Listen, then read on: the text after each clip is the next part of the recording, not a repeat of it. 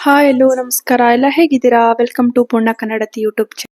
ನಾನು ಇವತ್ತಿನ ವಿಡಿಯೋದಲ್ಲಿ ನಮ್ಮ ಊರಿಗೆ ಹೋಗಿರ್ಬೇಕಾದ್ರೆ ದನಗಳನ್ನ ಗದ್ದೆಯಲ್ಲಿ ಕಟ್ಟಾಕಿದ್ರು. ಸೊ ಹೊರ್ಕೊಂಡ್ ಬರೋಣ ಅಂತ ಹೇಳ್ಬಿಟ್ಟು ಹೋಗ್ತಾ ಇದ್ದೆ.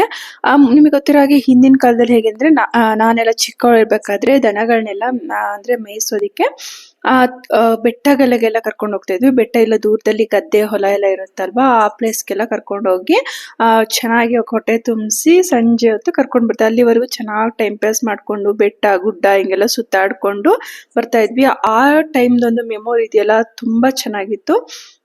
ಹಾಗೆ ನೋಡಿ ನಾನು ಗದ್ದೆಗೆ ಬಂದು ನಮ್ಮ ಮನೆ ಹತ್ರ ಎಲ್ಲೋ ಅಜ್ಜಿ ಎಲ್ಲಿ ಹೋದ್ರು ಅಂದ್ರೆ ಗದ್ದೆ ಹತ್ರ ಬಂದ್ಬಿಟ್ಟು ಏನೋ ಮಾಡ್ತಾ ಇತ್ತು. ಅಲ್ಲಿ ಶುಂಠಿ ಮತ್ತೆ ಅಡಿಕೆ ಗಿಡ ಎಲ್ಲ ಹಾಕಿದ್ದಾರೆ, ಅಲ್ಲೇನೋ ಕೆಲಸ ಮಾಡ್ತಾ ಇದ್ರು. ಸೊ ನಾನು ಮತ್ತೆ ಧನ್ವಿ ದನ ಹೊಡ್ಕೊಂಡ್ ಬರೋಣ ಅಂತ ಬಂದ್ವಿ, ಯಾಕಂದ್ರೆ ಒಂದ್ ಎರಡೇ ದನ.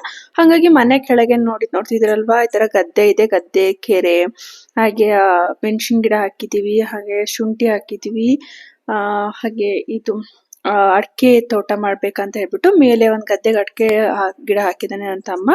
ಸೊ ಅದಕ್ಕೆ ಮಳೆ ಇರ್ಲಿಲ್ಲ ಅಂತ ಹೇಳ್ಬಿಟ್ಟು ಸ್ಪ್ರಿಂಕ್ಲರ್ ಮಾಡ್ತಾ ಇದ್ದು.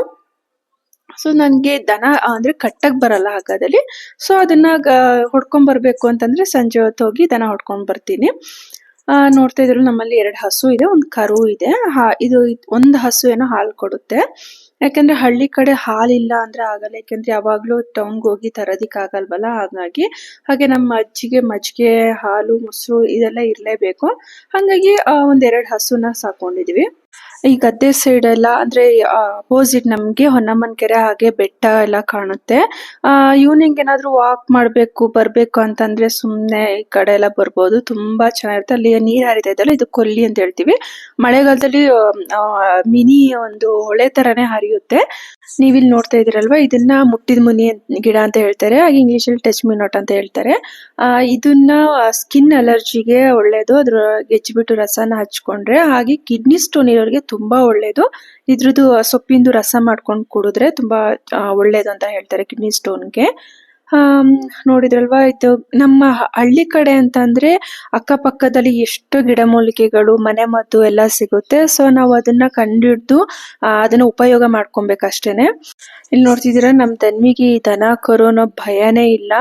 ಯಾಕೆಂದ್ರೆ ಬಂದಾಗೆಲ್ಲ ಆಲ್ಮೋಸ್ಟ್ ಅವಳಿ ಫ್ರೆಂಡ್ಸ್ ಅಂದ್ರೆ ಇವ್ರೇನೆ, ದನ ಕರು, ನಾಯಿ, ಬೆಕ್ಕು, ಹೀಗೆ. ನಮ್ಮಮ್ಮನ ಜೊತೆ ಡೈಲಿ ಸಂಜೆ ದನ ಕಟ್ಟೋದಕ್ಕೆ ಹಾಗೆ ದನ ಹೊಡ್ಕೊಂಡ್ ಬರೋದಿಕ್ಕೆಲ್ಲ ಹೋಗ್ತಿರ್ತಾಳೆ. ಇದು ನಮ್ಮ ಅಜ್ಜಿ ಅಮ್ಮ ಬೆಳ್ದಿರೋ ಅಂತದ್ದು. ಮೆಣಸಿನ್ಕಾಯಿ ಗಿಡ ಇದೆ, ಸೌತೆಕಾಯಿ ಗಿಡ ಇದೆ, ಹಾಗೆ ಒಂದ್ ಸ್ವಲ್ಪ ಕಾಫಿ ಗಿಡ ಆಚೆ ಸೈಡ್ ಇದೆ.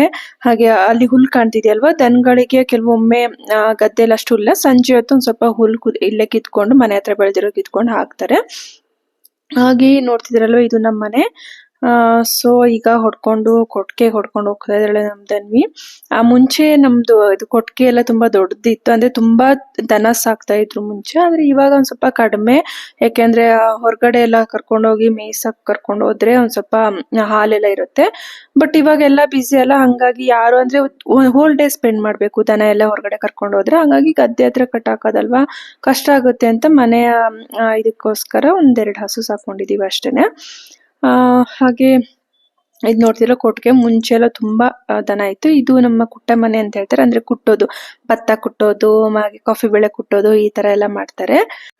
ಹಾಗೆ ಇದು ಬಸ್ಲು ಮನೆ, ಹಿಂದೆ ಬಸ್ಲು ಮನೆ, ಒಲೆಗೆ ಬೆಂಕಿ ಹಾಕಿದ್ದು ಸ್ನಾನಕ್ಕೆ ಅಂತ ಹೇಳ್ಬಿಟ್ಟು. ಈಗಲೂ ನಮ್ಮಲ್ಲಿ ಅಂಡೆ ಒಲೆನೇ ಇರೋದು. ಹಾಗೆ ಇಲ್ಲಿ ನಮ್ಮ ಅಜ್ಜಿ ಏನ್ ಮಾಡ್ತಿದೆ ಅಂದ್ರೆ, ಈ ತೆಂಗಿನಕಾಯಿ ಗರಿ ಇದು ಬರುತ್ತಲ್ವಾ, ಗರಿಗಳು, ಅದು ಆಲ್ಮೋಸ್ಟ್ ಹಳ್ಳಿ ಕಡೆ ಗರಿಗಳು ಬಿದ್ದಿರುತ್ತೆ.